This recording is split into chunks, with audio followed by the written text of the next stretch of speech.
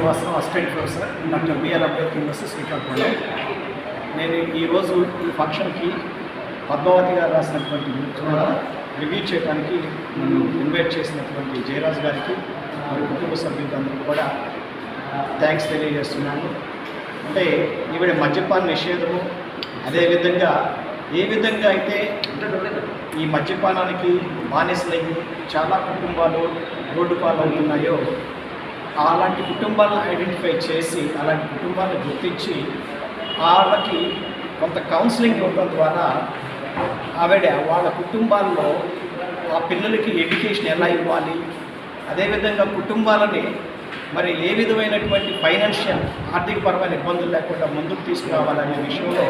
ఆ కార్మికుల్లో నూతన చైతన్యాన్ని నింపి, అదేవిధంగా మరి ఆ ఫ్యామిలీస్లో ఉన్నటువంటి గృహిణులను కూడా పిలిచి వారితో మాట్లాడి వారికి భర్త నుంచి తాగుడు వ్యసనం వల్ల కలిగే ఇబ్బందుల్లో ఏ విధంగా వాళ్ళు మరి భర్తని ఎడ్యుకేట్ చేసుకోవాలి, అదేవిధంగా పిల్లల్ని ఏ విధంగా చదివించుకోవాలి, ఇలాంటి చాలా విషయాల్లో కూడా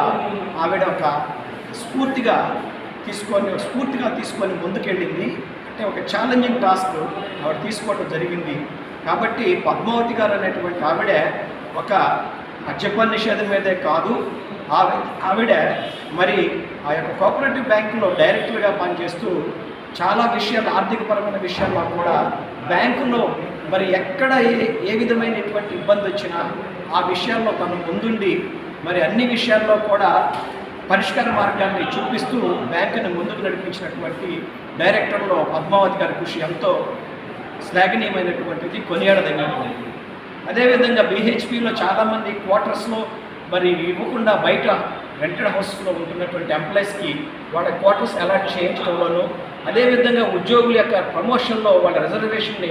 అమలు చేసే విధానంలో కూడా ఆవిడ చేసినటువంటి కృషి ఎంతో కొనియాడదగినటువంటిది.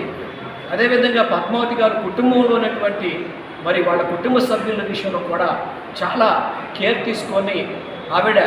Right time, right book, right information మరి కుటుంబ సభ్యులకి ఇవ్వటం ద్వారా ఆవిడ లైబ్రరీగా పనిచేస్తూ కుటుంబాన్ని కూడా ఒక గ్రంథాలయంగా మార్చి పిల్లల్ని ఒకరిని డాక్టర్గాను ఒకరిని సాఫ్ట్వేర్ ఇంజనీర్గాను ఆస్ట్రేలియాలో పనిచేస్తున్నటువంటి సందేశం, వీళ్ళిద్దరిని కూడా బాగా మరి ఆవిడ ఆ యొక్క విద్యను ప్రోత్సహించడం ద్వారా కుటుంబాన్ని ముందుకు తీసుకురావడం జరిగింది. కాబట్టి ఇలాంటి మహోన్నతమైనటువంటి లక్షణాలు కలిగినటువంటి పద్మావతి గారికి ఈరోజు ఒక సెమినార్ నిర్వహించడం ద్వారా ఆవిడ్ని మనమందరూ జ్ఞాపకం చేసుకోవటం ఎంతో సంతోషదగినటువంటి విషయంగా నేను భావిస్తున్నాను.